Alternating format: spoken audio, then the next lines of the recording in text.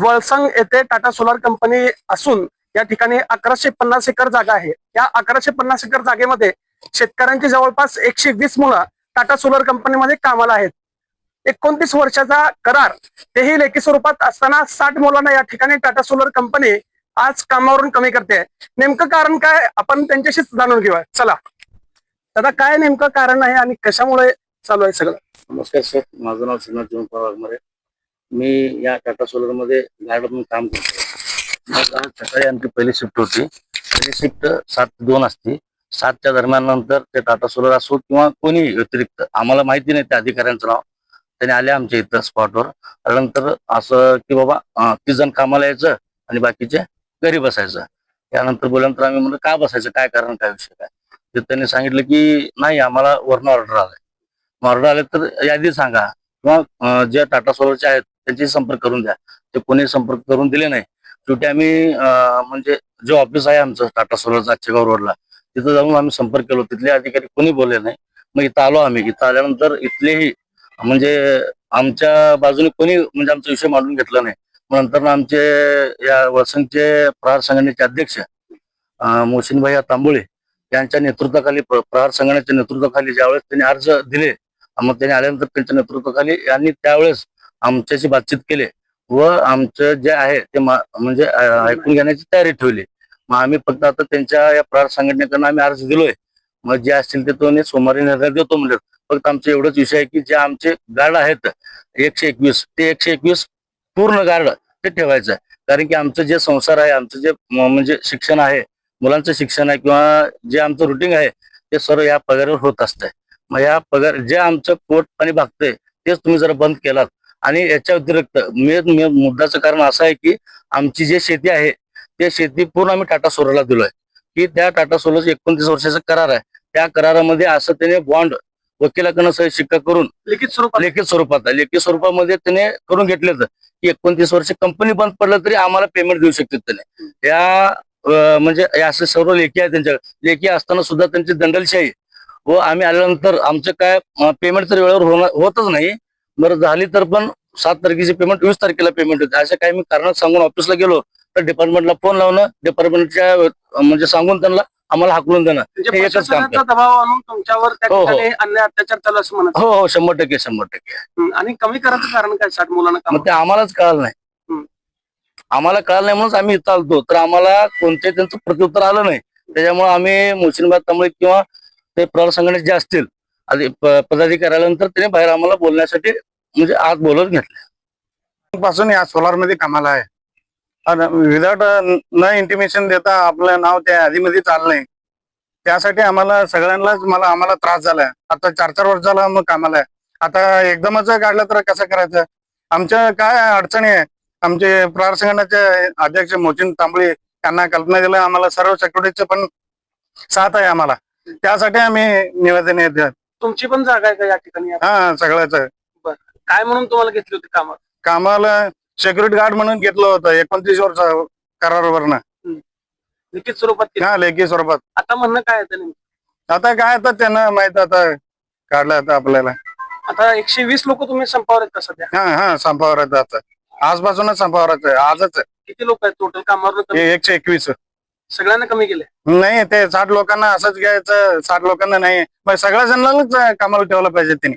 तुमच्या मध्यस्थी काय ठेकेदार वगैरे होता का डायरेक्ट कंपनीकडनं तुम्ही अटॅचमेंट? आम्ही कंपनीकडनंच आहे, स्टार्टिंग पासूनच आहे सर आम्ही. आता मागणी काय राहील? मग ते सगळ्यांना कामावर ठेवायला पाहिजे त्यांनी. सगळ्यांना वेळेवर पगार व्हायला पाहिजे. होत नाही का? नाही. तुम्हाला काय पीएफ वगैरे लागू? हा, पीएफ लागू आहे, ESI पण लागू आहे. काय पण उपयोगाचं नाही ते ESI. तुम्ही कामावर रुजू झाल्यापासून काय सुविधांचा लाभ तुम्हाला मिळालाय का? काय नाही, आता कुठला काय पण नाही. वळसंग येथे शेतकऱ्यांच्या मुलाची 1150 एकर टोटल जागा आहे. यामध्ये 120 मुलं टाटा सोलर कंपनीनं या प्रोजेक्ट मध्ये कामासाठी घेतले होते. मात्र आता अशी वस्तुस्थिती आहे, कंपनीनं 60 मुलांना कामावरनं अचानक कमी केलाय. या 60 मुलांची परिस्थिती बघता त्यांच्या उदरनिर्वाहाचा प्रश्नच प्रामुख्यानं उपस्थित केला जातोय. नेमकी यांच्यावर जो अन्याय झाला किंवा संविधानिक पद्धतीनं टाटा सोलर कंपनीच्या बाहेर जे आंदोलन चालू आहे, याच संदर्भात आज बोलण्यासाठी आपल्या सोबत प्लांट हेडचे दत्ता बस्तापुरे आपल्या सोबत आहेत. नेमकी काय यांची मागणी आहे आणि अचानक का कमी केलं गेलं? जे जे आंदोलन करतायत आता लोक, त्यांचं म्हणणं जे आहे लिखित स्वरूपात आपल्याकडं देण्यात आलेलं आहे. आणि हे जे म्हणणं आहे आम्ही आमच्या मॅनेजमेंटला ते सबमिट करू. आणि त्यांच्याकडनं जे म्हणणं आहे ते ह्यांचं जे म्हणणं आहे त्यांच्या ज्या मागण्या आहेत त्या व्यवस्थितपणे आम्ही आमच्या मॅनेजमेंटला सांगू.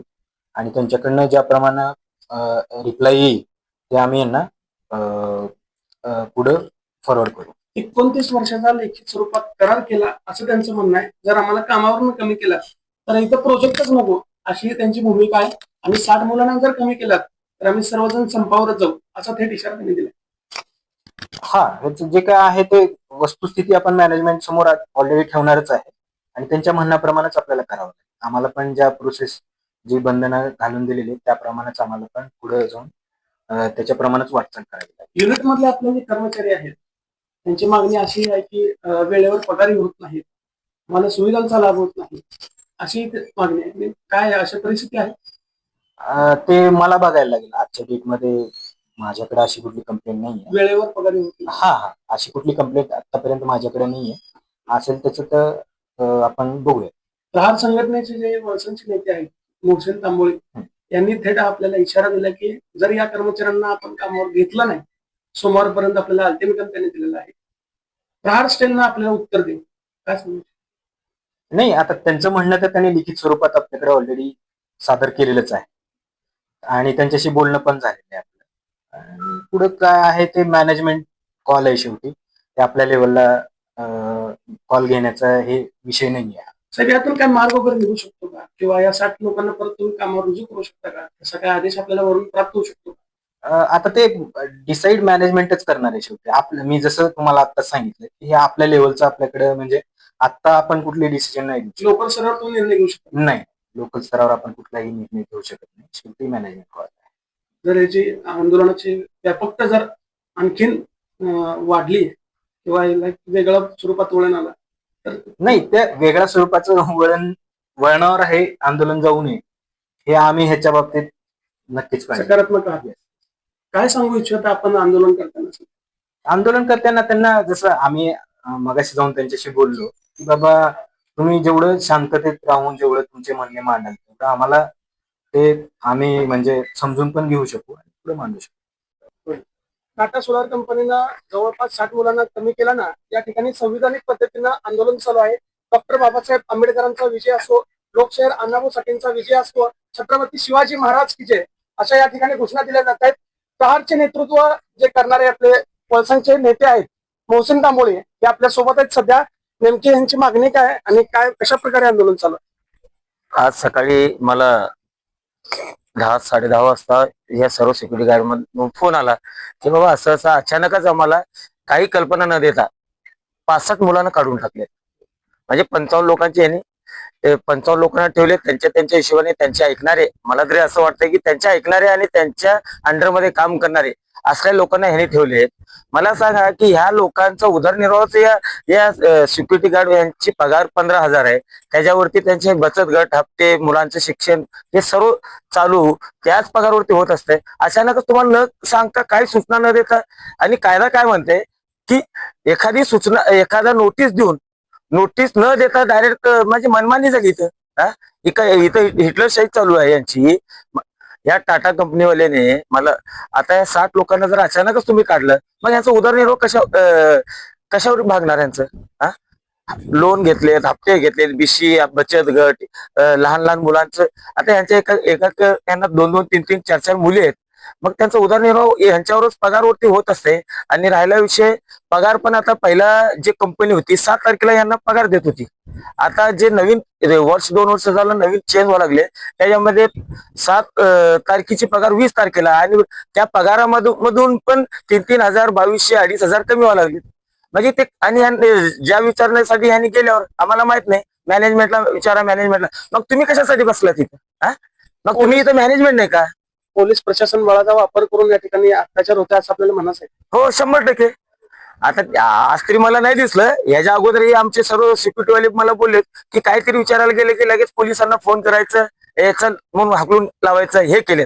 परंतु आज तरी आमचे सर्व पोलीस मध्यस्थी होते, त्याच्यामुळे सर्व अधिकाऱ्यांना यांना MSCB सर्व लोक होते. आज काय आमचं वादावादी काय झालं नाही. आमचं फक्त एकच होतं की बाबा ह्या लोकांना 60 लोकांना तुम्ही काढला कशासाठी, कारण सांगा, रिझन तरी पाहिजे ना. काही नसताना डायरेक्ट चल हा ठीक आहे. ते 3-3 वर्षापासून 4-4 वर्षापासून हे लोक, ज्यावेळी कंपनी अजून काहीच नव्हती तेव्हापासून हे लोक काम करतात. मग यांची हिटलरशाही चालू येतं. मग असल्या जर हिटलरशाही यांनी जर करत असेल ना, यांना ठोकून काढू आम्ही. आज यांना ठीक आहे समजूतपणे सांगितलं, आज जरा ऐकले बरं नसेल तर सोमवारी अजून बंद करणार. आणि यांना एकाही इथल्या जे मॅनेजमेंट आहे ह्यांनी म्हणतात, मग तुम्ही मॅनेजमेंटला वरती बोलू. अरे तुम्ही इथं काय झक मारायला बसलात का तुम्ही? मग तुम्ही मॅनेजमेंट नाही का? मग असल्या पोरांना तुम्ही जर त्रास देत असेल, अजून आज एक चांगल्या पद्धतीने शांततेच्या मार्गाने मी आज आलो. मग ह्याच्यानंतर ह्याच्यापेक्षा मोठं आंदोलन, ह्याच्यापेक्षा आता ठीक आहे. आमची ह्याच्यामधले शेतकरी काय म्हणतात, आम्ही तुम्हाला जमीन दिलोय ना, ठीक आहे, तुमचं अग्रीमेंटच नको आता, आमच्या शेत रद्द करा, आमच्या शेतामधून घेऊन जावा. मग तसं चालेल का यांना? मग आमचं काय फक्त धोरण की ह्या 60 लोकांना तुम्ही का काढला आणि कशासाठी काढलात? मग त्यावेळी MSCB नव्हते का? 1.5 वर्षापासून, आता 1 वर्ष झालं MSCB. मग त्यावेळी MSCB नव्हते का? त्यावेळी 121 पोरं नव्हते का यांचे? मग त्यावेळी दोन्ही पण होते ना. मग आता पण ठेवा ना तुम्ही. आम्ही कुठं म्हणतोय की तुम्ही यांनाच काढा त्यांनाच काढा. आमचे जे 121 पोरं आहेत ते कंटिन्यू ठेवा. प्रहारचे नेते बच्चूभाऊ कडू यांना ही गोष्ट आपण कानावर घालणार आहात का? हो, 100%. बच्चूभाऊंना फोन करणार आहे, कलेक्टर साहेबांना बोलायला लावणार आहे मी. आणि एकनाथ शिंदे साहेबांना पण फोन कर, बच्चूभाऊंच्या नेतृत्वात एकनाथ शिंदे साहेबांना पण बोलायला लावणार आहे मी. कंपनीचे काय लोक सकाळपासून आपल्याला भेटले आहेत का? नाही, आता आम्ही आलो, आज सकाळपासून इथं बसल्यामुळे ना हे लोक आज भेटलेत आम्हाला. नाहीतर आता यांनी आमच्याकडे नाही आले असते ना, हाकलून लावाची भाषा करतात हे लोक. सकारात्मक काय चर्चा झाली? आता सध्याच्या घडीला तरी ह्यांनी सोमवार पण टाइम मागितले. जर सोमवारी जर ह्यांनी नाही केले, नंतरच यांचे जे 70 कुटुंब आहेत यांना घेऊन जाऊन पूनम गेटला लहान पोरा सगट अन्न त्याग आंदोलन किती दिवस चालेल, काय चालेल माहित नाही, पण त्यांना काय बरं वाईट झाला. मग हे सर्व टाटा पॉवर जे आहेत हे लोक जिम्मेदार आहेत. हिटलरशाही चालू देणार नाही. या शेतकऱ्यांच्या मुलांच्या जीवाला जर काय धोका झाला त्याला सर्वस्वी जबाबदार टाटा सोलर कंपनी असेल, असा थेट इशारा मोहसिन तांबोळे यांनी या ठिकाणी दिलेला आहे. येणाऱ्या काळात निश्चितच आक्रमक स्वरूपाचं आंदोलन जिल्हाधिकारी कार्यालयासमोर पाहायला मिळणार आहे. त्यामुळे निश्चितच टाटा सोलर कंपनी नेमकी काय भूमिका घेते याकडे आता सोलापूर शहर जिल्हावासियांचं लक्ष लागून राहिलंय. चंदन बोलू सोबत Vaibhav Gangane, KCTV news, Solapur. Like, subscribe, click on the bell.